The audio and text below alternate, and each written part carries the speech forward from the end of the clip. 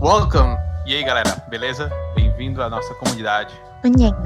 Welcome to our community. Hey, what's going on, guys? It is OGC here today. We are joined by the one and only Taint. We got requested. I put it out to people in our community chat. So if you guys are interested in joining the OGC community chat, my ID is up on the screen. It is 369-59097. Send me a friend request. I will add you into the chat.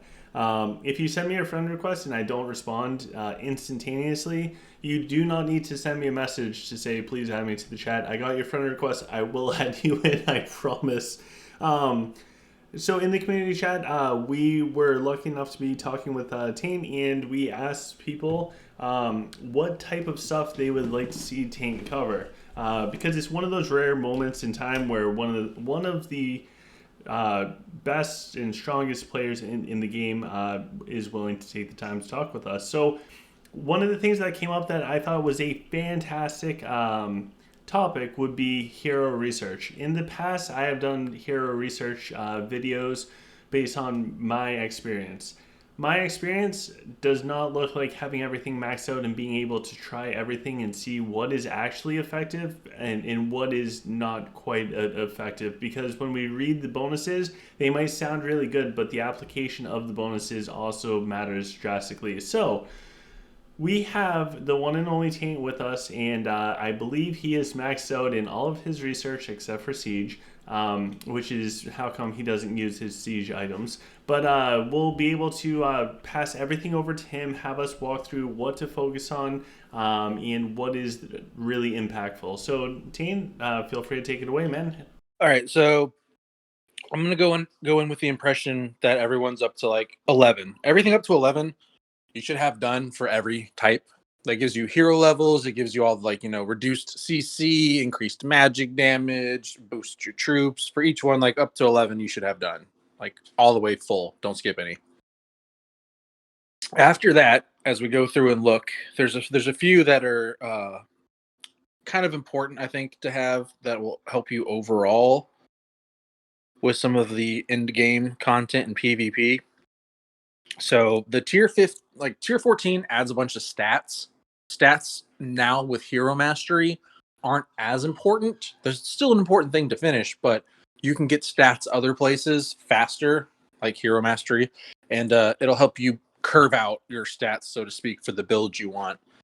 But I think starting out for like the highest like level like thing you need to focus on are tier 13 and tier 15 general research are probably like the two most important. So the tier 13 generals, it's increased the accuracy of friendly units nearby general and sage heroes by 21%. But that's not the big part. The big part is enables general and sage heroes to buff a friendly troop group at the start of battle, increasing their attack by 10% and health by 30%. The buff cannot stack. So each unit will receive this buff as long as you have a sage or a general for each one of the units you have deployed. Not having this puts you at a massive disadvantage against someone who does. So 15, it increases the health of your sage and general heroes by 35%, which is doubled on garrison duty, which is important. I think those are both very important things to have. More health on your heroes is great, but the big one is the bottom part, Supreme Command. The first time that friendly non-hero units nearby your general and or sage heroes fall below 60% health for 5 seconds, they cannot be crowd controlled. Their attack speed is increased by 30% and their damage taken is reduced by 20%. So that means a volley from Nora, a Rufio slam, an Avril Blizzard, things like that. It helps keep them from getting completely wiped out. So I think those are the two most important out of all of them. All right, so General 13, General 15. So if we go through and we max out General 13, assuming by the time that's maxed out, we'll be able to start working on the 15. If we're able to complete those two, what should we consider next? Your gladiators and your paladins. So again, it's number 13. It's toughness, reduced physical damage taken by your gladiators and paladins by 28%. And then ebb and flow. Increase the attack of your gladiator and paladin heroes by 30% when their health is above 50%. It increases their evade chance by 30% when their health is below 50%. This one's like super critical, super important for survivability. And then for number 15, it's another one where it boosts the health. But at the bottom, for the first 30 seconds, when a paladin or gladiator takes damage, there is a 35% chance they will be healed instead. It can be triggered every 0.5 seconds. Gotcha. So that's kind of like the greater dragon belly, and this just makes them even that much more tanky, because if they get hit by a headshot, but they get healed for that headshot, that's going to be a wonderful thing. Yep, it's pretty spicy. I would say after those two, I would do tier 16 gladiator for the extra levels. Gotcha. So tier 16 for gladiator and paladin, and that would be the first one that is completed to get level 70 heroes potentially. So assuming that we go in order of general sage 13, if we have time before 15 is unlocked, then do the gladiator paladin 13. And then, of course, the general sage 15, and then gladiator 15, and then gladiator 16. What would you recommend next? That's when we start looking at our mechanists and rogues. You'll do the 13 because it gives crippling blows. It gives attacks of mechanists and rogues. Heroes, 35% chance to stun for 1 second. Does not apply to massive units, which is fine. It's basically trees and dragons. And then severity increases the accuracy by 30%, crit hit chance by 10, and the crit hit damage by 20. It just helps them do more damage, helps them sustain DPS. And then 15 increases their damage by 35%, which is great. But the bottom part is whenever your rogues or mechanics heroes land a crit hit with their basic attacks, their attack speed is increased by 50% for 1 second. So they get great little bursts of speed throughout the battle, which means more damage. And then after that one would probably be the tier 16 to get them to level 70. Interesting. Okay, so hypothetically, because someday I'm going to be at this point, and I'm sure people out there are interested as well. I get general stage 13 before 15 is unlocked, so I can work on that. I get the gladiator paladin 13 completed. When 15 becomes available, I do the general stage 15, then I do the gladiator paladin 15, and then I do the gladiator paladin 16. From there, switch to the mech rogue. Now, would you recommend doing 13 and 15 before doing the level one for 16, or is that still the priority? Assuming that we could do tier 16 instead. If you have the EXP cards for it, sure, but there's no point in prioritizing extra levels if you don't have the EXP cards needed. For like newer players who haven't been playing a long time, having the required experience cards to level these heroes up to 70 is going to be a problem. Gotcha. And then, so if we do have the EXP cards, having 5 more levels, does that outweigh the 13 and 15 bonuses, or? That's a judgment call for you to make. That depends on your account and what race you're playing, what level you are. Depends on a lot of things. That's a judgment call. Gotcha. Yeah, so I'm probably going to end up doing the 13, 15 first, because EXP is killing me. If you guys are not a super old whale type of account, or just an older account in general, EXP is definitely going to be a bottleneck. It might not feel like it right now for where you guys are, but it will eventually become a ginormous bottleneck. Another random question. I don't know if you can speak on this, but say that we're playing Lich with the Mage and Necromancer stuff. Any recommendations for that? If not, that's okay. I mean, the thing with the Necromancer and Mage research is it's basically for 2 heroes only. It's for Ophidia and Avril, both of which are very strong and very impactful.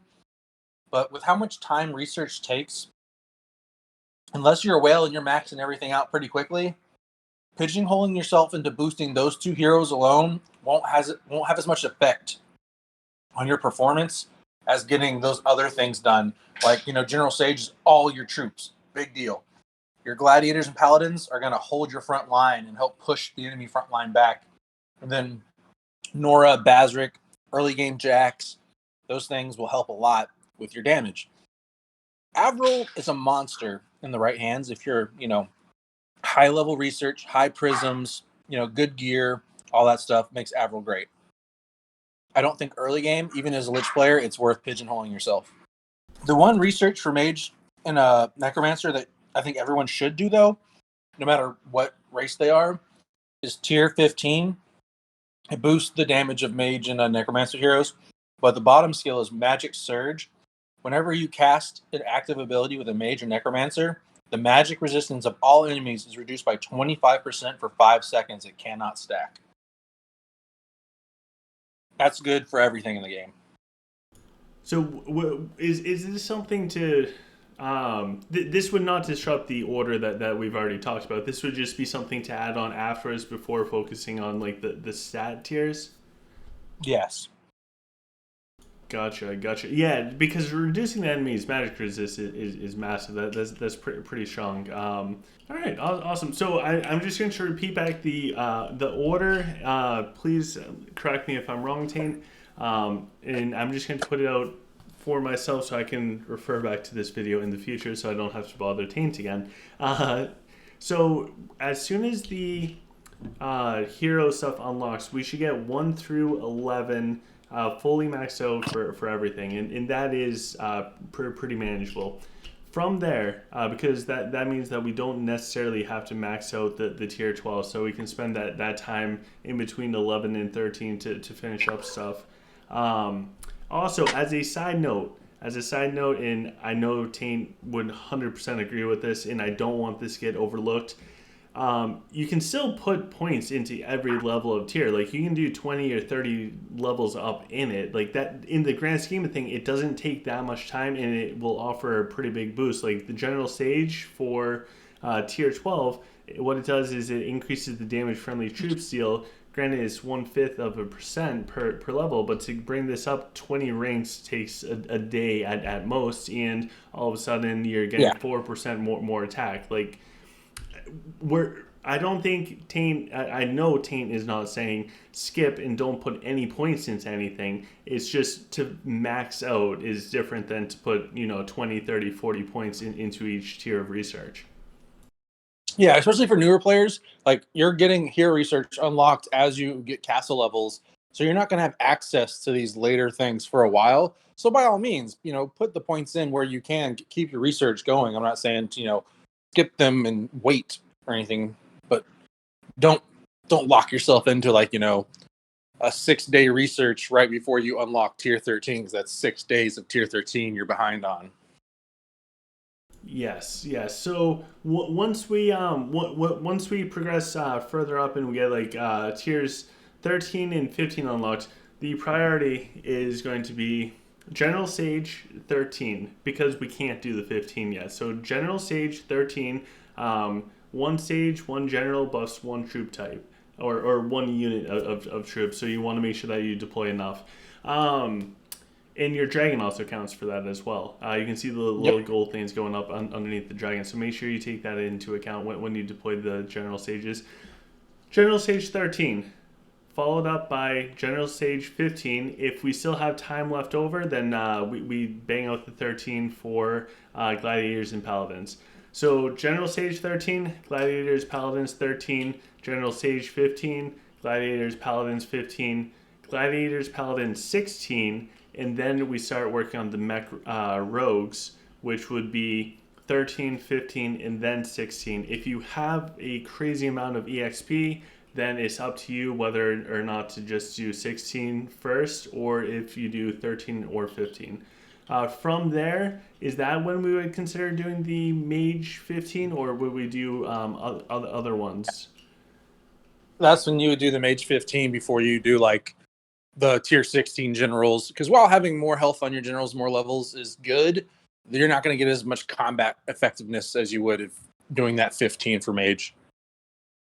Gotcha. So that is the sequence, and hopefully you guys got a bunch out of this. I know I've done some in the past, but this is probably well, it's absolutely the most up to date and relevant version, and very few people in the game have been able to experience playing around with all of the researches available. So, Taint, thank you so much for taking the time and offering your insight, man.